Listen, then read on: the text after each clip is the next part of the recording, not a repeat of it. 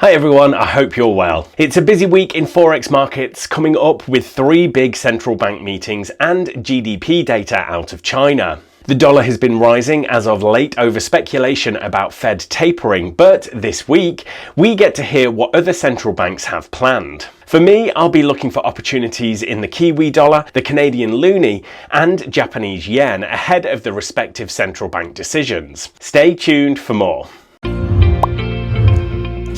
FX Prime presents the week ahead.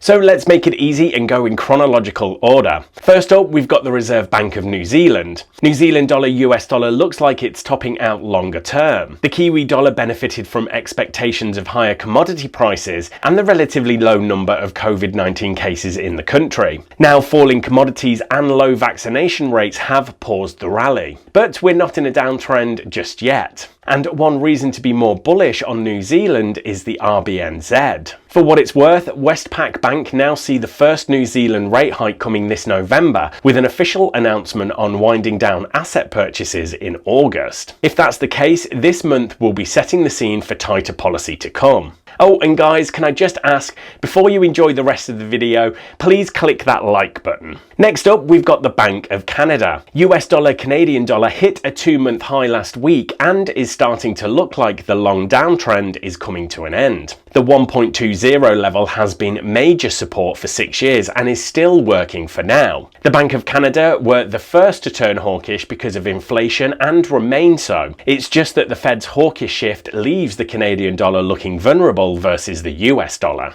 China GDP will be a big one for the global reflation trade. The pace of growth is expected to have picked up in Q2, with domestic strength now backed up by higher foreign demand for Chinese goods as Europe and US economies reopen. A good number should be good for risk-on assets like stocks and commodities, while a weak number would be good for the US dollar and bond markets. We can also give a quick mention of the Bank of Japan. Their big news is the moves to support bank lending towards climate change causes. But given the sky-high COVID cases in Tokyo and the chance of an Olympic Games with no visitors, monetary policy should basically stay unchanged with little change in guidance. Now let's round off with the rest of the highlights in the economic calendar. So we've covered the big ones, but there is also US inflation and retail sales data to watch out for at the start and at the end of the week. If US inflation tails off, then the Fed will be vindicated in their view that inflation gains are transitory. After the surprise drop in May, US retail sales are expected to bounce back in June and help to counteract the idea that US economic growth is starting to fade. With the Fed tightening in focus, we'd expect strong US data to be positive for the US dollar. Right, thanks everyone, good luck trading this week, and make sure you click on subscribe so you don't miss the next episode of The Week Ahead.